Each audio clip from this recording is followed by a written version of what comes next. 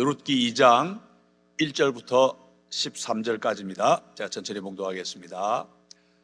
나오미의 남편 엘리멜렉의 친족으로 유력한 자가 있으니 그의 이름은 보아스더라. 모압 여인 룻이 나오미에게 이르되 원하건대 내가 밭으로 가서 내가 누구에게 은혜를 입으면 그를 따라서 이삭을 줍겠나이다 하니 나오미가 그에게 이르되 내 따라 갈지어다 하매 룻이 가서 베는 자를 따라 밭에서 이삭을 줍는데 우연히 엘리멜렉의 친족 보아스에게 속한 밭에 이르렀더라. 마침 보아스가 베들레헴에서부터 와서 베는 자들에게 이르되 여호와께서 너희와 함께 하시기를 원하노라 하니 그들이 대답하되 여호와께서 당신에게 복 주시기를 원하나이다 하니라. 보아스가 베는 자들을 거느린 사환에게 이르되 이는 누구의 소녀냐 하니 베는 자를 거느린 사환이 대답하여 이르되 이는 나오미와 함께 모압 지방에서 돌아온 모압 소녀인데 그의 말이 나로 베는 자를 따라 단 사이에서 이삭을 줍게 하소서 하였고 아침부터 와서는 잠시 집에서 쉰 외에 지금까지 계속하는 중이니이다. 보아스가 룻에게 이르되 내 따라 들으라. 이삭을 주우러 다른 밭으로 가지 말며 여기서 떠나지 말고 나의 소녀들과 함께 있으라. 그들이 베는 밭을 보고 그들을 따르라. 내가 그 소년들에게 명하여 너를 건드리지 말라 하였느니라. 목이 마르거든 그릇에 가서 소년들이 길어온 것을 마실지니라 하는지라. 룻이 엎드려 얼굴을 땅에 대고 절하며 그에게 이르되 나는 이방 여인이오늘 당신이 어찌하여 내게 은혜를 베푸시며 나를 돌보시나이까 하니 보아스가 그에게 대답하여 이르되 내 남편이 죽은 후로 내가 시어머니에게 행한 모든 것과 내 부모와 고국을 떠나 전에 알지 못하던 백성에게로 온 일이 내게 분명히 알려졌느니라. 여호와께서 내가 행한 일에 보답하시기를 원하며 이스라엘의 하나님 여호와께서 그의 날개 아래에 보호를 받으러 온 내게 온전한 상 주시기를 원하노라 하는지라. 룻이 이르되 내 주여 내가 당신께 은혜 입기를 원하나이다. 나는 당신의 하녀 중의 하나와도 같지 못하오나 당신이 이 하녀를 위로하시고 마음을 기쁘게 하는 말씀을 하셨나이다 하니라. 그 다음 이제 4장으로 넘어갑니다. 성문에 있는 11절 성문에 있는 모든 백성과 장로들이 이르되 우리가 증인이 되나니 여호와께서 내 집에 들어가는 여인으로 이스라엘의 집을 세운 라헬과 레아 두 사람과 같게 하시고 내가 에브라스에서 유력하고 베들레헴에서 유명하게 하시기를 원하며 여호와께서 이 젊은 여자로 말미암아 내게 상속자를 주사 내 집이 다말이 유다에게 낳아준 베레스의 집과 같게 하시기를 원하노라 하니라. 이에 보아스가 룻을 맞이하여 아내로 삼고 그에게 들어갔더니 여호와께서 그에게 임신하게 하심으로 그가 아들을 낳은지라. 여인들이 나오미에게 이르되 찬송할지로다. 여호와께서 오늘 내게 기업 물을 자가 없게 하지 아니하셨도다. 이 아이의 이름이 이스라엘 중에 유명하게 되기를 원하노라. 이는 내 생명의 회복자이며 내 노년의 복량자라. 곧 너를 사랑하며 7 아들보다 귀한 내 며느리가 낳은 자로다 하니라. 나오미가 아기를 받아 품에 품고 그의 양육자가 되니 그의 이웃 여인들이 그에게 이름을 지어주되 나오미에게 아들이 태어났다 하여 그의 이름을 오벳이라 하였는데 그는 다윗의 아버지인 이새의 아버지였더라. 아멘. 누군지 아시겠습니까? 영문학을 대표하는 영국의 자랑 윌리엄 셰익스피어입니다. 그 셰익스피어가 이런 아주 멋진 말을 했습니다. 온 세상은 연극 무대요 사람은 모두 연기자에 불과하다. 아주 멋진 말이지요. 우리 인생 전체가 거대한 연극 무대와 같다, 그런 말입니다. 자, 사람이 만든 무대 또는 연극에서는 어떻습니까? 극작가가 먼저 극의 내용을 쓰지요.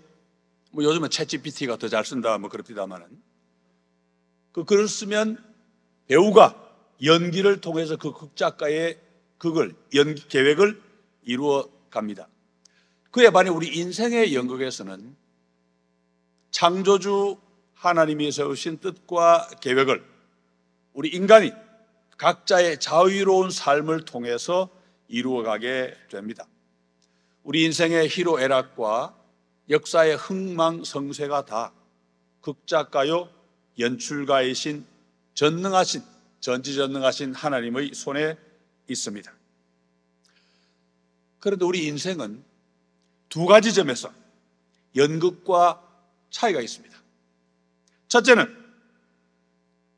연극에서는 배우들이 연극의 줄거리와 결말까지 다 알고 연기를 하지만 하나님의 무대에서 활동하는 우리는 그 연극이 장차 어떻게 진행될지 모릅니다.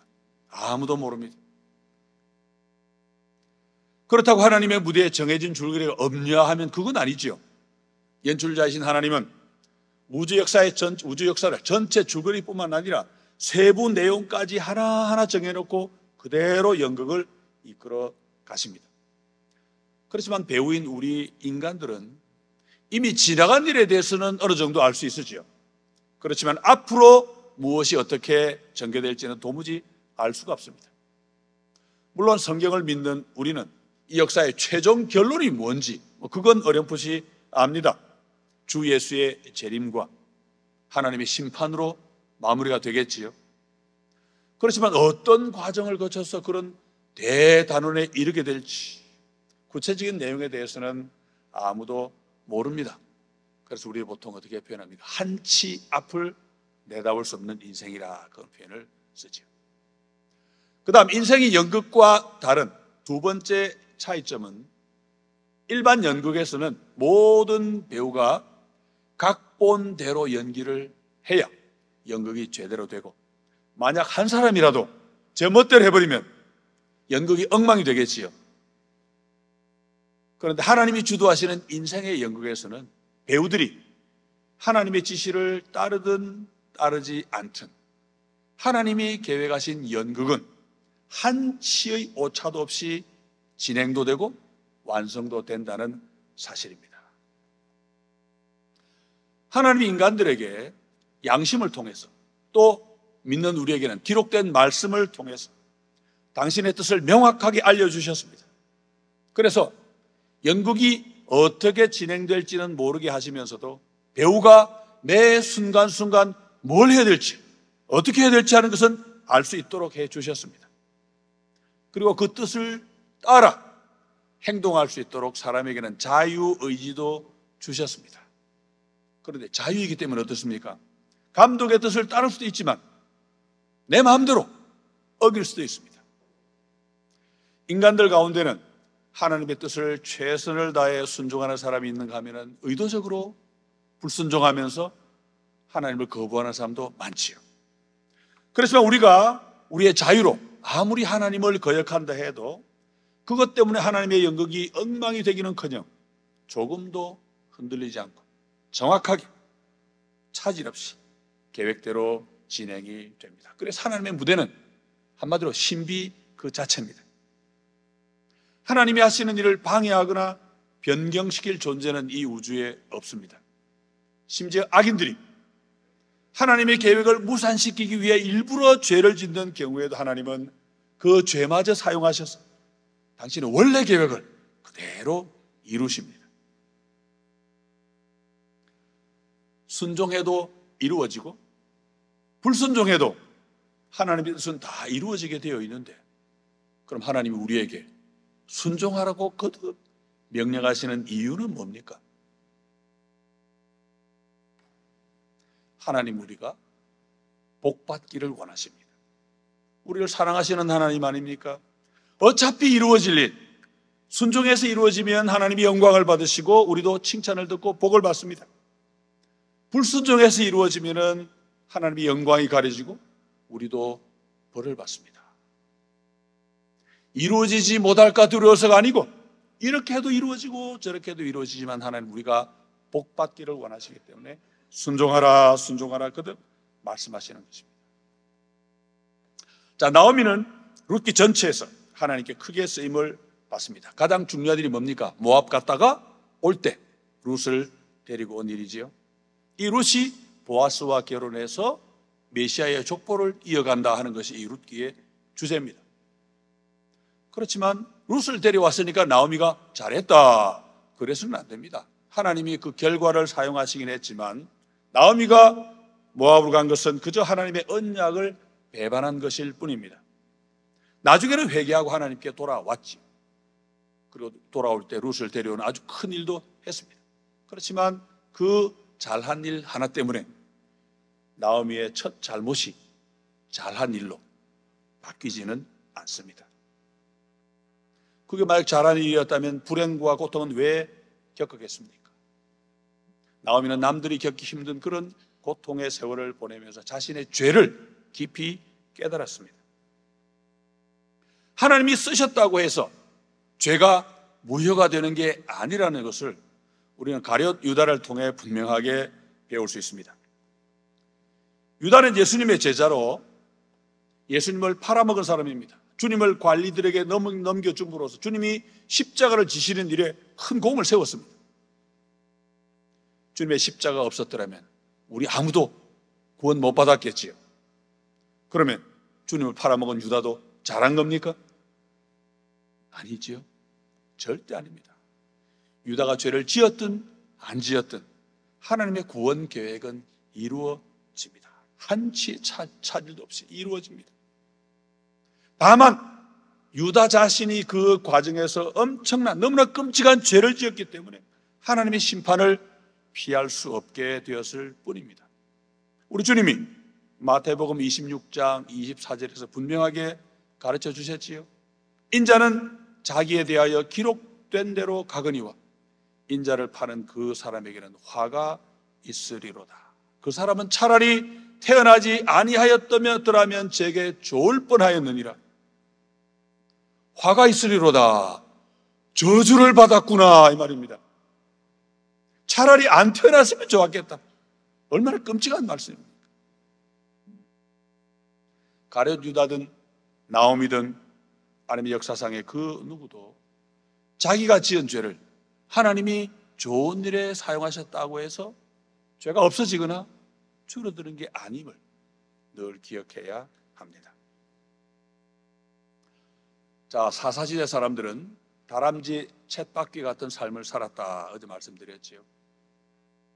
하나님을 떠나 죄를 짓다가 혼이 나면 돌아오고, 그러다가 좀 살만해지면 또 하나님을 떠나 죄를 짓고, 그러다가 또 맴맞고 돌아오는 이런 삶을 수도 없이 반복했습니다. 지금 살피고 있는 나오미도 사실은 그런 보기에 하나죠. 나오미가 식구들과 함께 하나님을 어기고 공동체를 배신했다가 하나님께 크게 혼이 난 뒤 회개하고 돌아온 이야기가 룻기입니다. 그러다 보니 행복과 불행이 또는 불행과 행복이 꼬리에 꼬리를 무는 것처럼 보입니다. 행복하던 삶의 흉년이와 불행이 되었습니다. 불행으로 바뀐 거지요.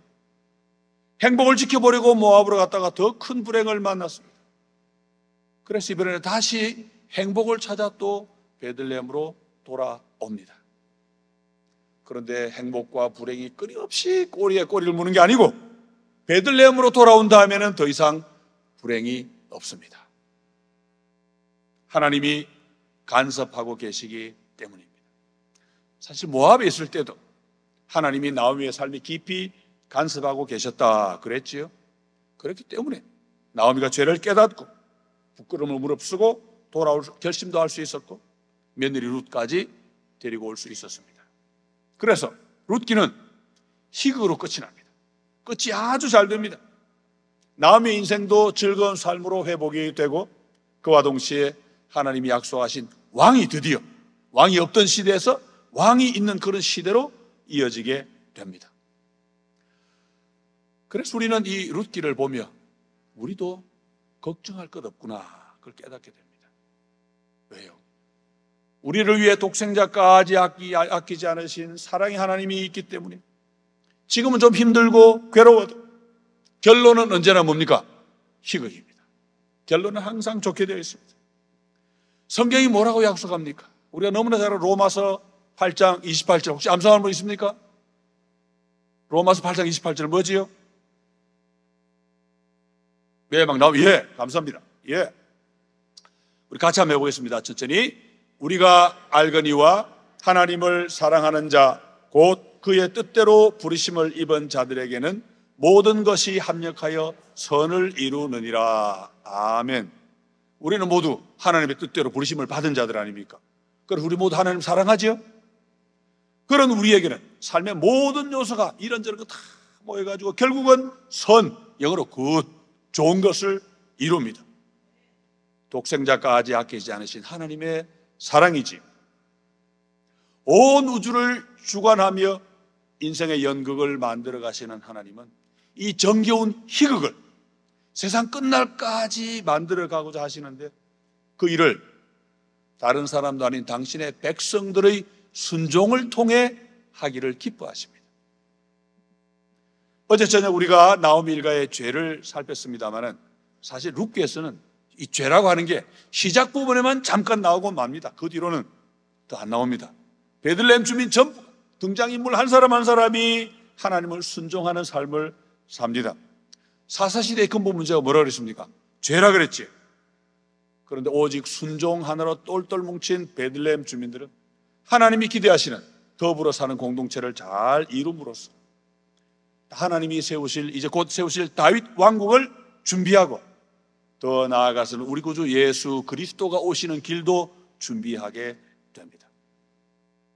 하나님의 아름다운 구원의 역사를 오직 순종 하나로 이루어 가니까 룻기는 정말 아름다운 책입니다. 자, 오늘 보면 보니까 나오미와 룻 이야기로 시작합니다. 두 사람은 빈손으로 베들레헴에 돌아왔는데 우선 먹고 살아야 됩니다. 마침 보리 추수 때여서 며느리 룻은 밭에 이삭을 주우러 갔습니다. 어제 이스라엘 백성에게는 모압에는 없는 규칙이 하나 있다 그랬죠. 기억나십니까? 흉년에 부자가 창고를 열어서 사람들을 먹여 살려야 한다는 그런 규칙입니다. 그런데 이스라엘 백성에게는요, 그거 말고도 모압에는 없는 다른 규칙이 또 있습니다. 뭐냐니까 밭 주인이 곡식을 거둘 때 밭 구석은 베지 말고 남겨두어야 됩니다. 그리고 또 베다가 혹 이삭이 떨어지면 줍지 말고 그대로 두어야 됩니다. 하나님의 명령입니다. 가난한 사람을 배려해서 하나님이 주신 명령이었습니다.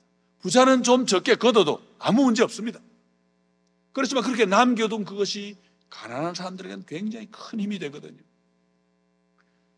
하나님의 백성 공동체 오니까 벌써 이렇게 다르지 않습니까?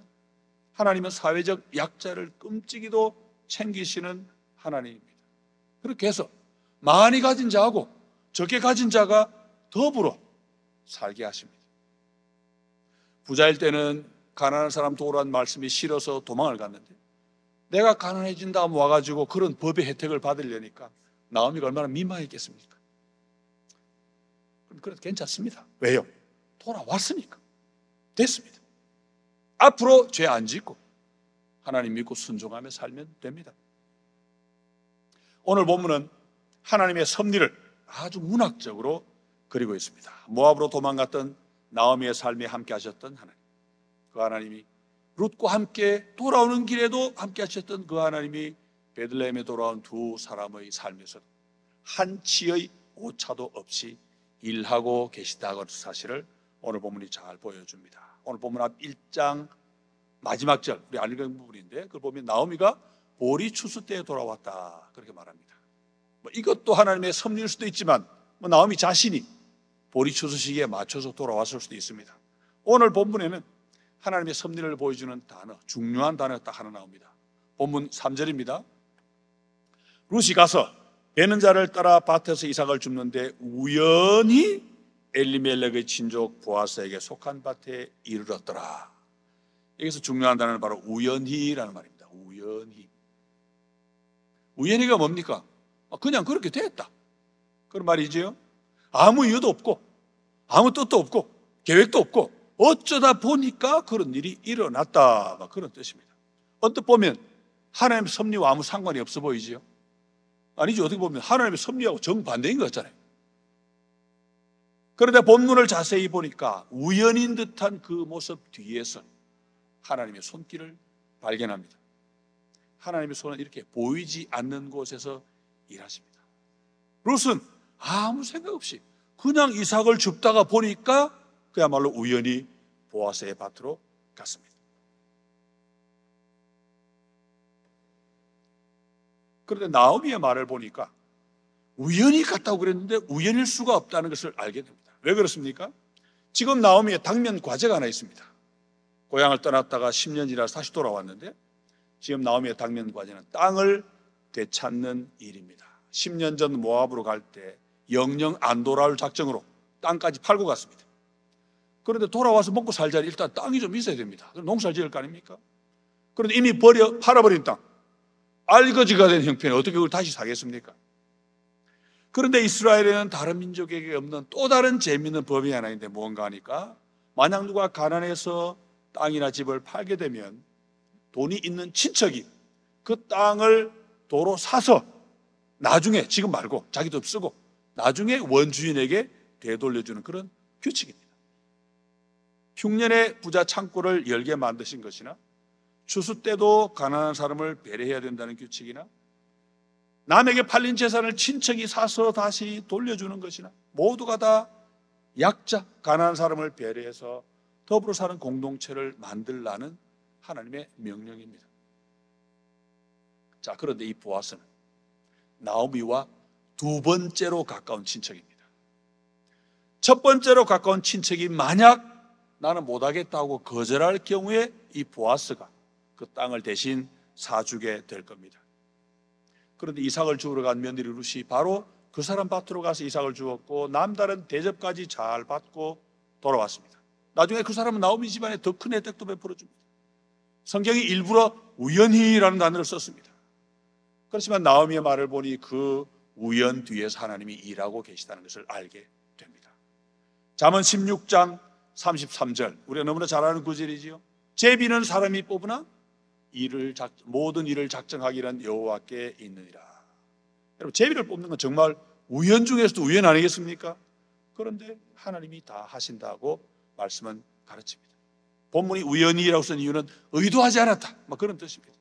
직접 일하시는 하나님의 손길이 우리 눈에는 보이지 않았다, 그런 뜻도 되고, 사람이 의도하지 않았기 때문에 오히려 하나님이 하셨다는 사실이 더 뚜렷하게 드러나게 되지요. 예수를 믿는 우리에게는 우연이라고 하는 것은 있을 수가 없습니다. 그렇기 때문에 우리는 일이 있을 때마다 항상 뜻을 찾게 됩니다. 지난 3년 이상 전 세계를 혼란에 빠뜨렸던 코로나19, 여러분 우연이 아닙니다. 지금 K-팝, K-드라마, 이것 한류가 온 세계로 뻗어나가는 이것도 우연이 아닙니다.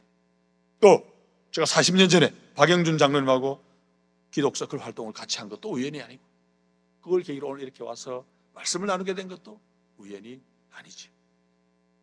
예수께서 말씀하셨습니다. 뭐라고 말씀하셨습니까? 참새 2마리가 한 아사리온에 팔리지 않느냐. 그러나 너희 아버지께서 허락하지 아니하시면 그 하나도 땅에 떨어지지 아니하리라.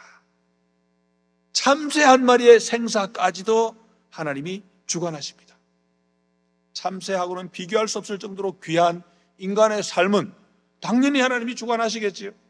더욱이 하나님의 택한 백성, 우리의 삶은 더 섬세하게 보살펴 주십니다. 우리 삶에는 우연이 없다는 이 사실을 우리 삶에서 늘 기억해야 됩니다. 두 가지 이유를 생각할 수 있는데, 첫째로는 하나님의 섭리를 잊으면 마음의 근심과 두려움과 불안이 찾아올 수 있습니다. 하나님 지금 이 순간도 나를 붙잡고 계시다는 것을 믿어야 됩니다. 조금 전에 보았던 8장 24절 다시 볼까요? 우리가 알거니와 하나님을 사랑하는 자 곧 그 뜻대로 부르심을 입은 자들에게 모든 것이 합력하여 선을 이루느니라. 하나님을 믿고 사랑하면 아무 걱정할 것 없습니다. 또 둘째로는 하나님의 절대적인 섭리를 못 믿으면, 잊어버리면 열심히 살지 못하게 됩니다. 에이, 어떻게 되겠지? 그렇게 하면서 우연에 또는 요행에 맡겨버리고 내게 주어진 삶을 최선을 다해 열심히 살지 못하게 됩니다. 도박에 빠진 사람들 보세요. 일 안 하지요. 성실한 노동을 못하고 패가망신하고 맙니다. 왜요? 믿을 하나님이 없거든요. 도박하면서 기도하고 하겠습니까? 믿을 수가 없습니다. 하나님의 섭리를 믿어야지. 우연이나 요행을 믿으면 인생 망합니다. 어떤 게 있습니까? 로또, 투기를 위한 주식, 부동산, 정말 조심하고 또 조심해야 됩니다. 그런 행위는 오늘도 우주 만물을 주관하시는 하나님을 부인하는 행위입니다. 하나님을 믿는 우리들은 더욱 하나님을 의지해야 하고 그 하나님 앞에서 순종으로 최선을 다하기 위해 애를 써야 됩니다. 자, 오늘 본문에는 그런 순종의 사람들이 가득합니다. 무슨 일이 어떻게 일어날지 알지도 못하고 관심도 없어요. 그렇지만 하나님이 지금 나에게 뭘 원하시는지 그건 분명히 알아가지고 그걸 열심히 순종해드린 그런 사람들입니다. 하나님의 무대를 멋지게 살아간 명배우들이지요. 오늘 본문에서 단연 돋보이는 사람, 오늘 본문의 주인공은 역시 보아스입니다. 보아스가 집안 일꾼들과 주고받은 대화를 보면 보아스가 어떤 인품을 가졌는지 일단 짐작을 할 수 있습니다. 보니까 여호와께서 너희와 함께 하시기를 원하노라. 우리식으로 요즘식으로 고치면 어떻게 되겠습니까? 여호와께서 여러분과 함께 계시기를 기원합니다. 그랬겠지요? 그랬더니 이 다른 사람들 뭐라 합니까? 여호와께서 당신에게 복 주시기를 원하나이다. 요즘식으로 하면은 여호와께서 사장님께도 복 주시기를 원합니다. 뭐 그렇게 되겠지요? 여호와의 이름으로 주고받는 참 멋진 인사 아닙니까? 짧은 인사말인데 이 주고받는 말 속에 보아스와 일꾼들의 좋은 관계가 이미 나타나 있습니다. 거기다 이 보아스는 룻의 딱한 처지를 듣고 특별 배려를 베풀어 줍니다. 룻에 대해서는 이미 소문을 다 듣고 있었는데 그 룻이 자기 밭에 오니까 다른 데로 가지 말고 여기에서만 주어라 그랬습니다. 그러면서 일꾼들에게 지시해서 룻의 안전도 보장해 주었고 먹는 것, 마시는 것도 따로 챙겨 주었습니다. 보아스가 이렇게 룻에게 잘해준 이유가 뭐겠습니까? 보아스는 룻의 믿음을 보았습니다. 보아스가 뭐라고 말을 했습니까? 내 남편이 죽은 후로 내가 내 시어머니에게 행한 모든 것과 내 부모와 고국을 떠나 전에 알지 못하던 백성에게로 온 일이 내게 분명히 알려졌느니라. 여호와께서 내가 행한 일에 보답하시기를 원하며 이스라엘의 하나님 여호와께서 그의 날개 아래에 보호를 받으러 온 내게 온전한 상 주시기를 원하노라. 보아스는 룻이 하나님의 백성이 되기로 작정하고 왔다는 것을 알았습니다. 그래서 여호와 이름으로 축복도 해 주었습니다.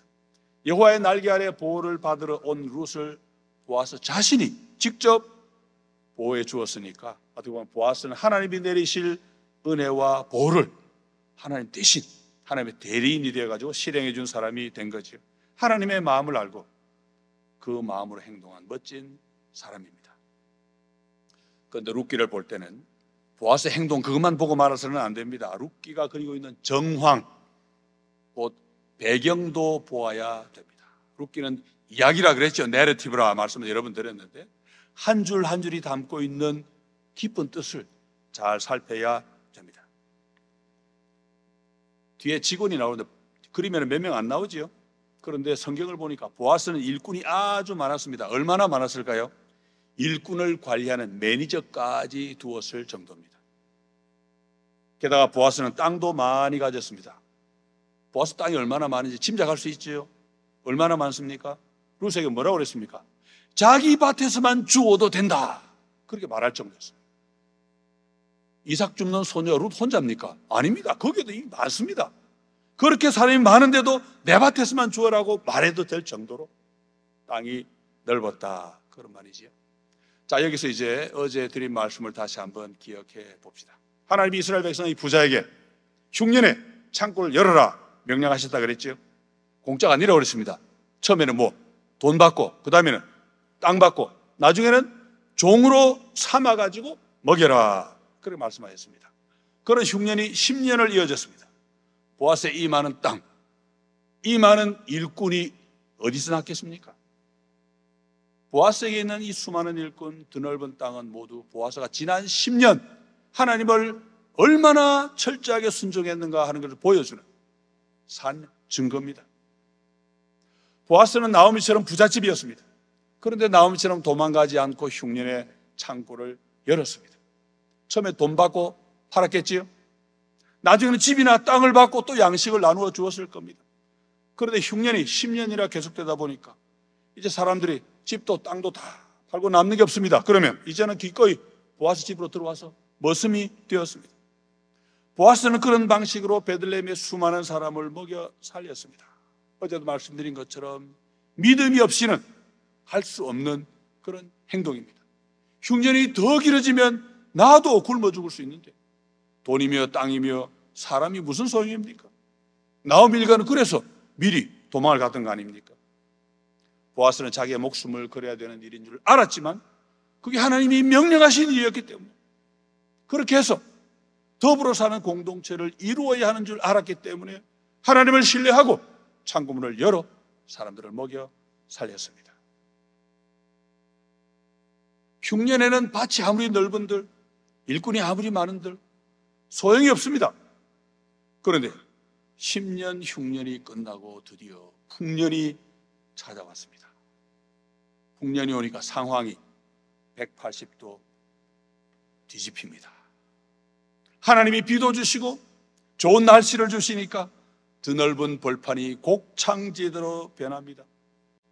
일거리가 없어 집에서 먹고 놀고 먹던 수많은 일꾼들이 밭에 나가 일을 하기 시작합니다. 지난 10년간 먹여 살려준 주인이니까 얼마나 고맙겠습니까? 얼마나 열심히 일했겠습니까?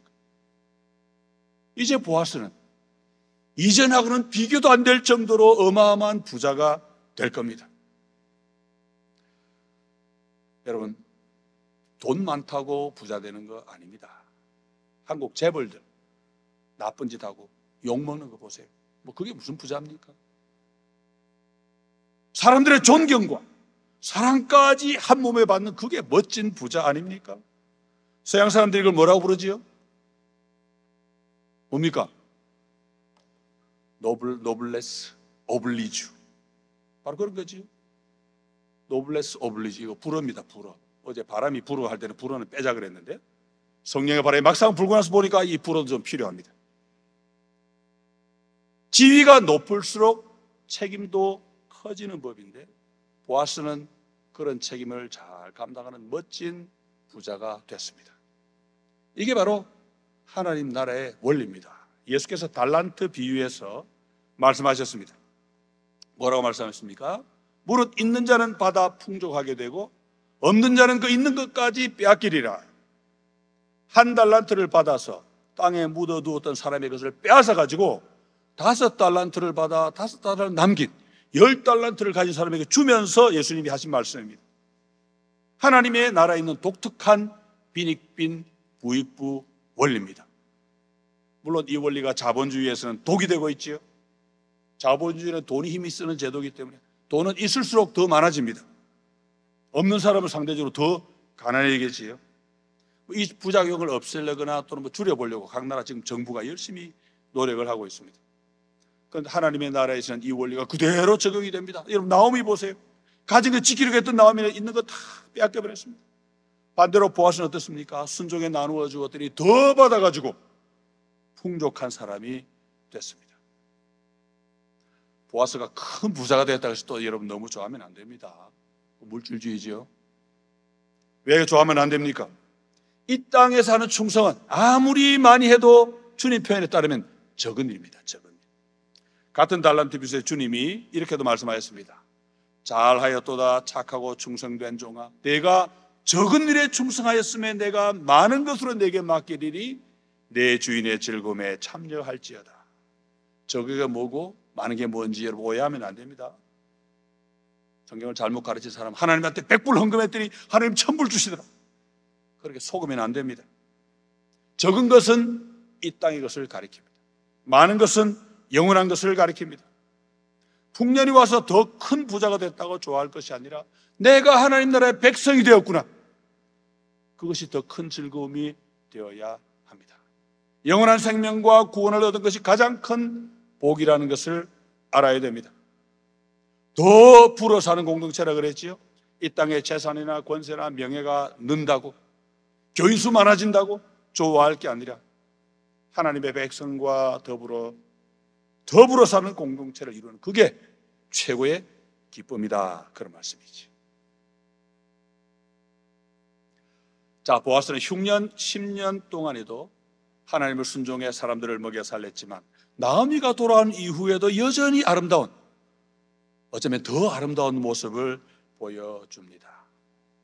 나오미 집안을 다시 세우기 위해 나오미 집안 땅을 다시 구입해주고 나오미의 며느리 룻과 결혼해가지고 아들을 낳은 다음에 자기 돈 주고 산 그 재산을 그 아들 이름으로 나오미의 후손으로 다 물려주었습니다. 야, 늙은 남자가 젊고 예쁜 여자하고 결혼했으니까 좋았겠다. 그렇게 생각하면 안 됩니다.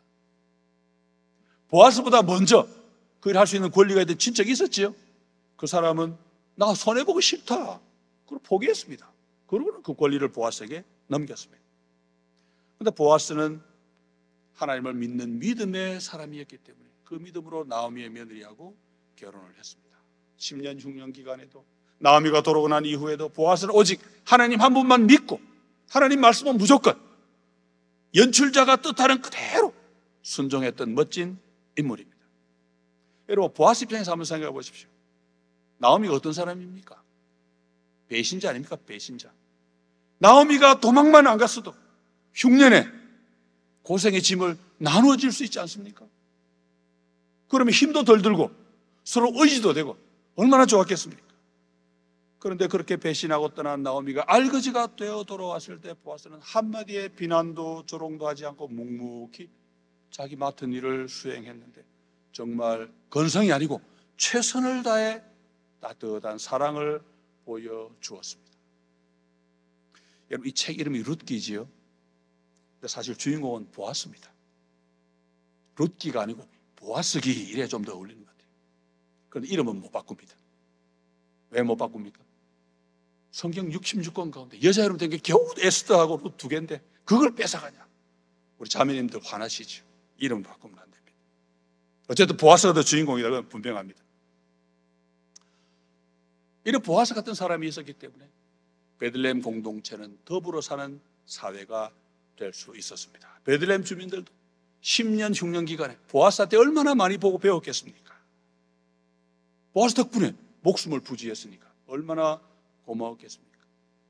그래서 보아스가 룻과 결혼해서 아들을 낳았을 때 진심으로 축하해 주었습니다. 누구를요? 나오미를. 배신하고 도망가 쫄딱 망해온 그 사람을 따뜻하게 맞아주었고 아들이 태어나서 그 집안이 다시 일어서니까 자기 일처럼 축하해 주었습니다. 오늘 본문에 나왔지요. 이런 넓은 마음이 어디서 나왔겠습니까? 보아스 같은 훌륭한 사람이 좋은 본을 보여주었기 때문에 따라할 수가 있었겠지요. 결국은 다 위대한 리더를 주신 하나님의 은혜다, 그렇게 볼 수 있습니다. 자, 보아스를 비롯해서 베들레헴 주민이 전부 순종의 사람이 되었습니다. 하나님의 무대에서 극작가요 연출가이시 그분의 뜻을 따라서 열심히 자기 의지로 순종하는 그런 사람이 되었습니다. 그런데 본문을 보니까 돌아온 나오미하고 룻 역시 순종의 사람이 되었습니다. 나쁜 일만 전념이 되는 줄 알았더니 착한 일도, 하나님을 순종하는 좋은 일도 이렇게 전념이 되는 모양입니다. 불순종의 대명사 나오미가 이제 순종하는 사람이 되었습니다. 별일은 아니지만 룻에게 좋은 시어머니가 되었죠. 하루 일을 마치고 왔을 때는 칭찬해 주었고 보아스 이야기를 전해드릴 때는 그대로 격려도 해주고 참 좋은 시어머니가 되었습니다. 나오미의 며느리 룻도 순종의 사람이지요. 처음에 따라오지 말라는 시어머니의 치마폭을 끝까지 붙잡고 기어이 베들레헴까지 와가지고 하나님의 백성이 된 멋진 며느리 아닙니까? 오자마자 시어머니를 복양하기 위해 아침 일찍 일하러 나갔습니다. 가족을 돌보는 일도 하나님의 백성이 마땅히 해야 될 일이고 아침 일찍 일하러 나가는 근면함, 성실함, 역시 하나님의 백성이라면 당연히 가져야 되겠죠. 룻은 또 보아스가 베푼 은혜를 알았습니다. 이방 여인이었기 때문에 어쩌면 은혜를 남보다 더 깊이 느낄 수 있었을지도 모릅니다. 게다가 하나님의 은혜를 받았기에, 무슨 은혜입니까? 구원의 은혜를 받았거든요. 그러니까 다른 사람을 통해 느끼는 그 은혜 역시 더 잘 알 수 있었다고 볼 수 있습니다. 하나님의 구원의 은혜를 아는 사람은 사람들이 베푼 은혜도 훨씬 더 깊이 고맙게 느끼게 됩니다. 보아스가 여호와 이름으로 축복해 주었을 때 룻은 보아스를 마치 하나님 대하듯 자기를 낮추었지요. 하나님 은혜를 아는 사람들, 이런 겸손도 보여줍니다. 보아스를 위시한 베들레헴 주민을 보면 어제 잠깐 언급했던 주님이 가르친 탕자의 비유가 다시금 생각이 납니다.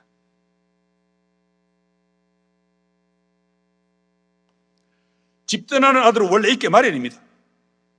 공동체를 등지는 사람도 늘 있습니다. 그런 사람 있어도 됩니다.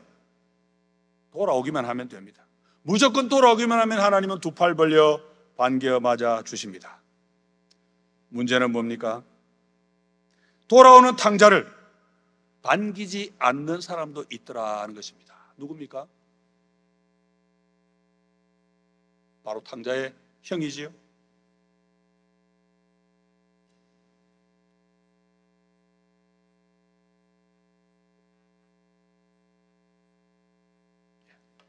탕자형입니다.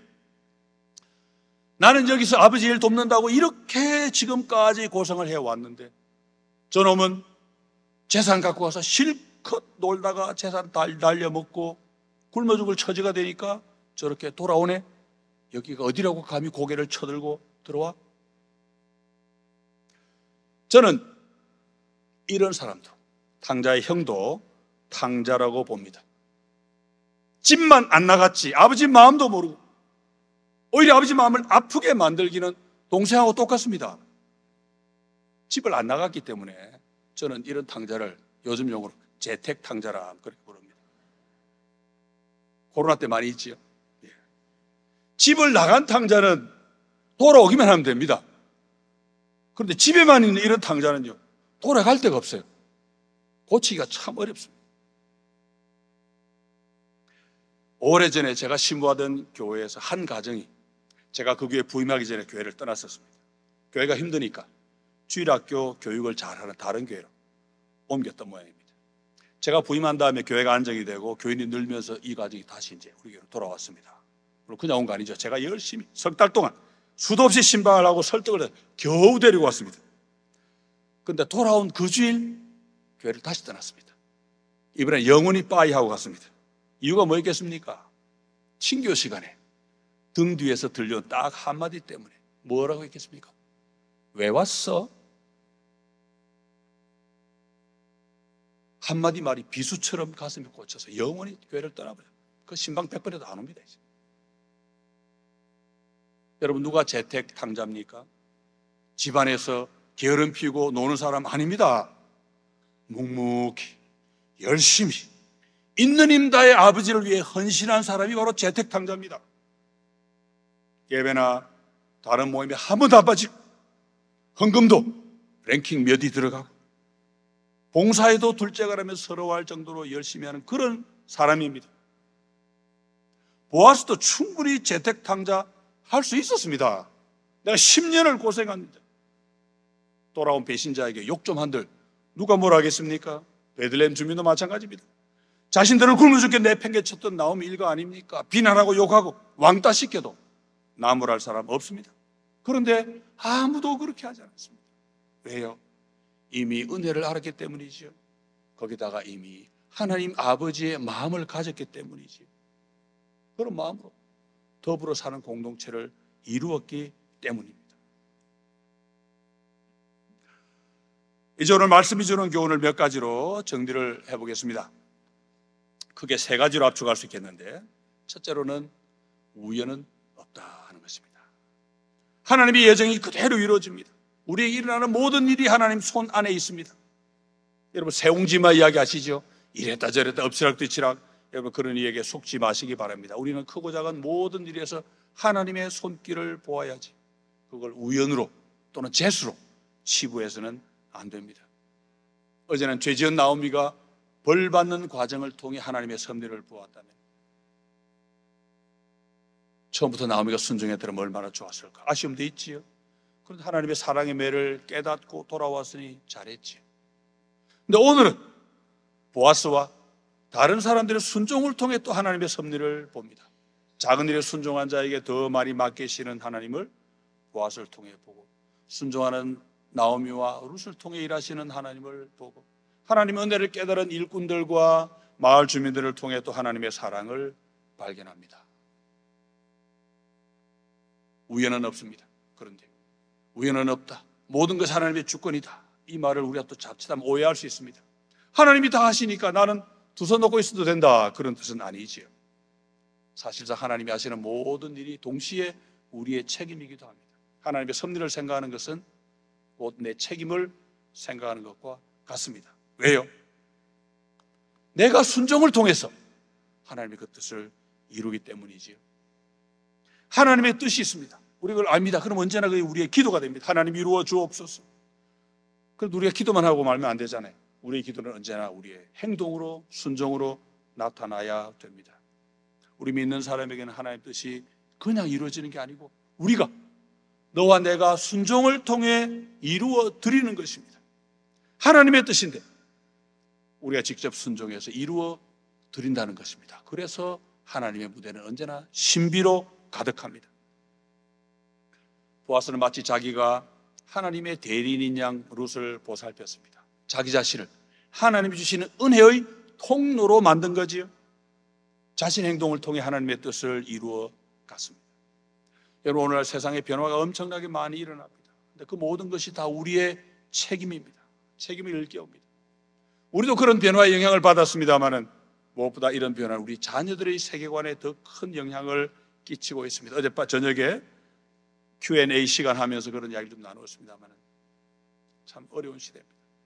우리가 말씀을 묵상하고 시대를 연구하는 가운데 어떤 깨달음이 있을 수 있습니다. 그러면 그게 바로 그 순간부터 내 기도 제목이 되어야 됩니다.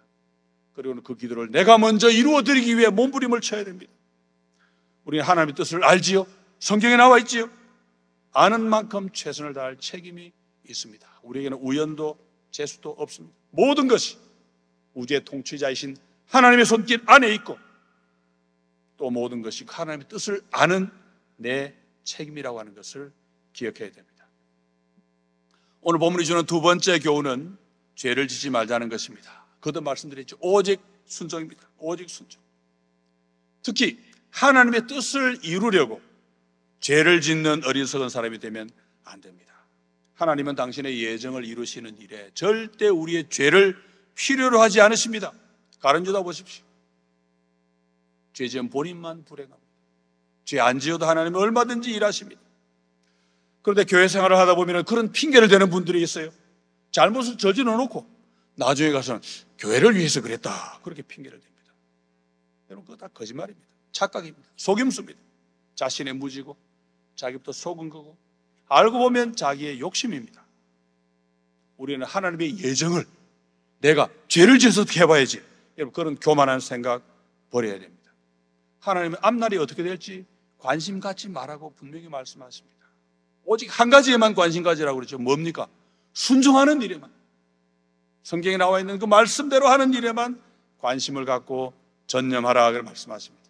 하나님이 사람 마음에 심어두신 양심에도 따르고 성경에 명확하게 나와 있는 그 뜻을 순종하는 그 한 가지에만 마음을 써야 됩니다. 하나님 말씀을 거역한 데 대해서는 그 어떤 핑계도 통하지 않는다는 것을 기억해야 됩니다. 오직 순종입니다.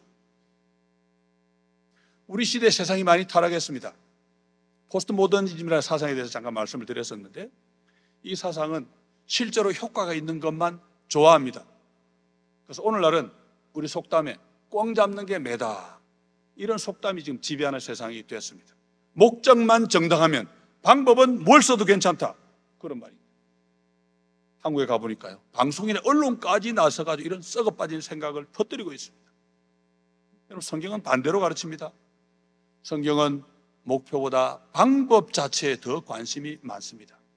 하나님의 만나를 주실 때 어떻게 했는지 한번 생각해 보셔야 됩니다. 하나님 만나주실 때 얘다 먹으라, 안 그러셨습니다. 이렇게 먹어야 되고 저렇게 먹어야 되고 이것도 해야 되고 저것도 해야 되고, 만나를 먹는 그 자체보다 어떤 방법으로 먹어야 될 건지 그걸 더 자세하게 가르쳐 주셨습니다. 왜요? 하나님을 믿고 의지해야 되기 때문에 그렇지. 우리에게는 목표가 따로 있고 그걸 이루는 방법 따로 있고 그거 아닙니다. 성경이 가르치는 바에 따르면 하나님을 순종하는 방법, 사실 그 자체가 우리의 목표가 되어야 됩니다.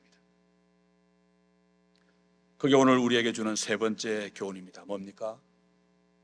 오직 순종이지요. 내가 있는 자리에서 내가 맡은 일을 말씀대로 최선을 다해 순종하자는 겁니다. 그 어떤 좋은 명분에서도 죄는 죄입니다. 잘못은 잘못입니다. 우리는 보아스처럼, 나오미처럼, 룻처럼, 보아스는 일꾼들처럼 내가 있는 자리에서 나에게 주어진 사명을 잘 감당하는 사람이 되어야 됩니다. 내가 만약 보아스라면 흉년 때 창고 열어야지. 가난한 사람 먹여 살리면 됩니다. 그래 도움을 베풀면 풍년이 올 때 그들이 나를 또 도울 겁니다. 온 마을이 더불어 사는 공동체가 되겠지요. 내가 나옴이라서 첫 단추를 만약 잘못 꼈다면 고통 가운데 얼른 회개하고 다시 돌아와야 되겠지요. 룻을 붙여주시면 룻도 데리고 와야 되겠고, 내가 혹 룻이라면 참 하나님을 만난 그 순간부터 끝까지 하나님을 붙들면 됩니다. 시어머니가 돌아가라고 아무리 매몰차게 뿌리쳐도 영생을 주시는 주님을 만났는데 어떻게 모압으로 돌아가겠습니까? 이제는 하나님의 구원의 은혜를 받은 사람답게 살면 됩니다. 시어머니 잘 모시고 젊음이 있을 때는 아침부터 열심히 일하고 그러면 되지요. 내가 혹 베들레헴 주민이라면 부지런히 농사지어 충성하면 됩니다. 하나님이 보아스를 통해 지난 10년 동안 은혜를 주셨습니다. 이제는 그 은혜에 보답하는 마음으로 열심히 일하면 되겠지요. 이따금 연극 전체를 좀 다 알고 연기를 하면 좋겠다, 그런 생각하는 분들이 있습니다. 이건 참 우리가 하는 교만한 생각 중에 하나입니다. 하나님은 전체를 다 보시지요. 우리에게는 불가능합니다. 근데 가끔 전체는 못 봐도 나는 남보다 더 멀리, 더 많이 폭넓게 본다, 그렇게 생각하는 분들이 있습니다. 그 결과로 주님을 더 잘 순종한다면 좋겠는데 그게 죄 짓는 명분이 될 때가 많습니다. 그런 욕심 버리는 게 좋습니다. 그냥 그 자리에서 내 자리 그냥 순종하는 게 최고입니다. 내가 내 자리에서 내가 아는 알량하고 좁은 그 지식으로 최선을 다해 순종하면 나머지는 하나님이 알아서 하십니다. 하나님은 온 우주를 이어가는 거대한 드라마를 예정도 하시고 실행도 하십니다. 우리가 무엇을 하든 순종하든 죄를 짓든 하나님의 뜻은 이루어지겠지만 우리 각자의 자리에서 하나님을 신뢰하며 하나님의 최선을 다해 순종하면 하나님이 우리의 순종을 기쁘게 사용하셔서 하나님의 뜻을 이루어 가시고 또 그런 우리에게는 하늘의 복을 넘치게 부어 주실 것입니다. 우리 삶의 모든 자리가 하나님의 부르심이라고 하는 것을 꼭 기억하시기 바랍니다. 우리 가정도 그런 것이지요. 가정에서 각자가 자기 일을 잘하면 더불어 사는 가정이 됩니다. 가정이라고 뭐 저절로 된다 생각하면 안 되지요. 일터도 마찬가지입니다. 너와 내가 자기 역할을 잘 순종하면 됩니다. 우리 그리스도인은 언제든 어디서든 더불어 사는 공동체를 이룰 책임을 가진 사람들입니다. 이 원리는 교회도 당연히 적용이 되겠죠. 우리 교회는 더불어 사는 공동체 모범이 되어야 되는 것입니다. 성도 한 사람 한 사람이 자기가 맡은 역할을 잘 감당하는, 그게 바로 우리 교회를 더불어 사는 공동체로 만드는 방법입니다. 예배 참석, 그거야 기본이지요. 내가 맡은 직분을 최선을 다해 감당하는 그런 일꾼들이 되시기를 바랍니다. 지금 맡은 그 일에 충성할 때 주께서 칭찬하시고 영혼의 상급도 주십니다. 열심히 하되 절대 다른 사람을 정죄해서는 안 됩니다. 열심히 안 하는 사람 욕할 거면 차라리 나도 열심히 안 하는 게 나아요. 그저 내 일만 열심히 하면 됩니다. 혹 나처럼 열심히 안 하는 듯 보이는 사람이 있어도 개의치 말고 내가 그냥 보아스가 되면 됩니다. 좋은 본을 보이면 됩니다. 내가 그렇게 하면 우리 달라스 영락 장로교회도 우연히 최고의 교회로 자랄 겁니다. 우연히 무슨 말입니까? 보이지 않는 하나님의 섭리의 손길, 우리를 그렇게 이끌어 가실 거다, 그 말씀이죠. 이제 말씀을 마무리하겠습니다. 여러분, 우리 시대에 모든 것에 대한 지식이 폭발적으로 늘었습니다. 어제 Q&A 시간에 말씀을 좀 드렸는데 그 가운데서 우주에 대한 지식이 엄청나게 늘었습니다. 이 우주가 상상도 하기 힘들 정도로 크다는 것을 알게 되었습니다. 여러분, 우주가 얼마나 큰지 아시지요? 우리 지구와 태양이 소위 우리 은하라고 하는 이 은하에 속해 있는데 이 은하에는 태양 같은 별이 약 수천억 개가 있다고 합니다. 수천 개가 아니고 수천억 개가 있다고 합니다. 그런데 더 놀랍게도 이 우주에는요, 우리 은하와 닮은 다른 은하가 또 적게는 수천억 개, 많게는 2조 개 정도가 있다고 합니다. 너무 많아서 정확하게 세지도 못합니다. 은하 하나만 해도 수천억 개의 별로 이루어져 있는데 그런 은하가 또 셀 수 없이 많이 있다, 그런 말이지요. 그런데 우리가 해볼 수 있는 좋은 질문이 뭔가 하면, 그럼 이 광대한 우주에서 중심은 어디쯤일까 하는 겁니다. 전에는 우리 지구가 다 중심이라고 생각을 했지요. 뭐 중심이 뭡니까? 지구가 전부였지요. 그런데 알고 보니 이 지구나 태양계는 우리 은하에서도 중심이 못 됩니다. 우리 은하가 이미 수천억 개 또는 2조 개나 되는 은하 중에 하나에 불과한데 우리 지구는 그 은하에서도 중심이 아니고 약간 변두리에 자리 잡고 있습니다. 이런 우주에서 중심이 어딘지는 아무도 모릅니다. 사실 중심이 없다고 보는 게 더 나을지도 모르지요. 적어도 공간적으로는 그렇습니다. 그렇지만 우주에는 중심이 있습니다. 진짜 중심입니다. 공간상의 중심은 없을지 몰라도 의미상의 중심, 영적 중심은 있습니다. 어디겠습니까? 우리가 살고 있는 이 지구가 바로 영적인 우주의 중심입니다. 왜 그렇습니까? 성경에 나와 있지요. 우주의 창조주이신 그리스도께서 이 지구에 오셨기 때문입니다. 창조주 하나님이 수천억 개나 넘는 은하 가운데 우리 은하로, 또 우리 은하의 수천억 개의 별 가운데 이 태양에 딸린 지구로 오셨습니다. 우주가 얼마나 광대한지 알고 난 다음 성경을 보면은 우리가 살고 있는 이 지구가 얼마나 특별한지 깨달을 수가 있습니다. 하나님의 사랑과 관심이, 우주의 창조주이신 하나님의 사랑과 관심이 이 지구에 온통 쏟아지고 있습니다. 자, 그러면 이 지구에서는 또 어디가 중심일까? 어디겠습니까? 이 지구의 중심이 따로 있겠나? 그런 생각이 듭니다만, 잠깐 생각해 보니까 중심 하나가 떠오릅니다. 여기 역시 공간적 중심이 아니고 영적 중심입니다. 어디겠습니까? 바로 여기지요. 우리가 지금 이 동네를 지금 살펴보고 있습니다. 바로 베들레헴입니다.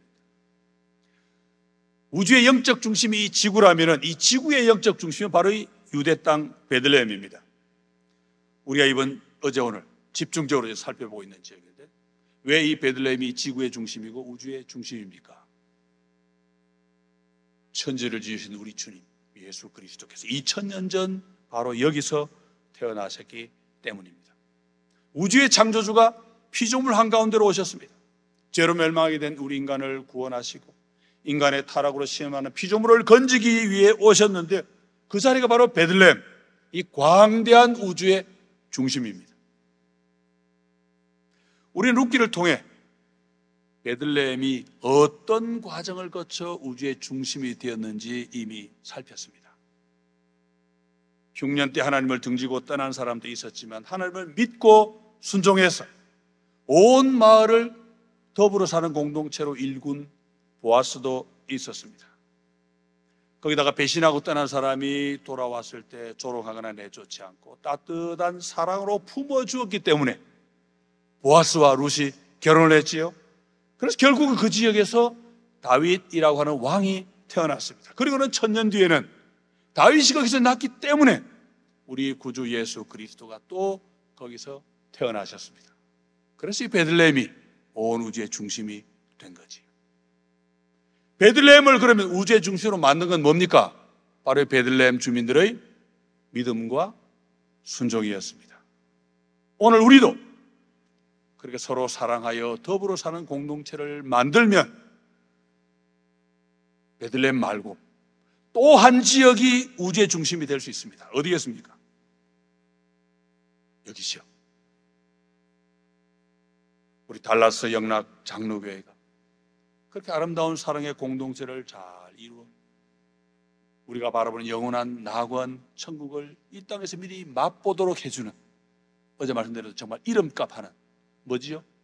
영락, 영원한 낙원, 그런 영락 장로회가 되어서 이 달라스를 21세기 우주의 중심으로 만드시기를 우리 주님의 이름으로 축원합니다. 잠깐 기도하겠습니다. 하나님 아버지, 룻기를 통하여 제게 주시는 하나님의 말씀을 다시 한번 살펴보았습니다. 하나님 아버지, 참으로 연약하고 부족한 저희를 너무나 사랑하셔서 이 광대한 우주 가운데 제가 살고 있는 이 지구로 창조주께서 사람이 되어 오시고 우리를 구원하신 이야기를 우리가 말씀에서 늘 배웁니다. 하나님 아버지, 2000수백 년 전, 3000년 전 하나님을 믿고 의지하여 순종하여 더불어 사는 공동체를 이루었던 베들레헴 주민들이 자기들도 모르는 가운데 왕이 오시는 길을 예비하였고, 자기도 모르는 가운데 온 우주의 구주이신 예수 그리스도가 자기 땅에 나시게 한 것을 저희가 살펴보았습니다. 하나님 아버지, 오늘 저희가 살아가는 이곳을 우주의 중심으로 만들 수 있기를 원합니다.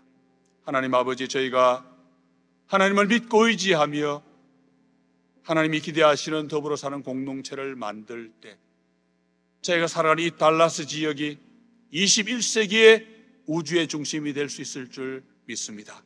하나님 아버지, 오늘도 저희가 하나님이 만드신 인생의 무대를 살아가면서 극작가요 연출가이신 하나님의 뜻을 잘 알아 오직 순종 하나만 실천하면서 하나님이 계획하신 그 아름다운 연극을 더욱 아름답게 이루어가는 저희가 되게 하여 주옵소서. 순종하여 하나님의 뜻이 이루어질 뿐만 아니라 하나님이 예비하신 복도 넘치게 받아 하나밖에 없는 이 생애를 은혜와 사랑 가운데 멋지게 살아가는 우리 달라스 영락장 장로교회 성도들 다 되게 은혜를 더하여 주시옵소서. 우리 주 예수 그리스도 이름으로 기도하옵나이다. 아멘.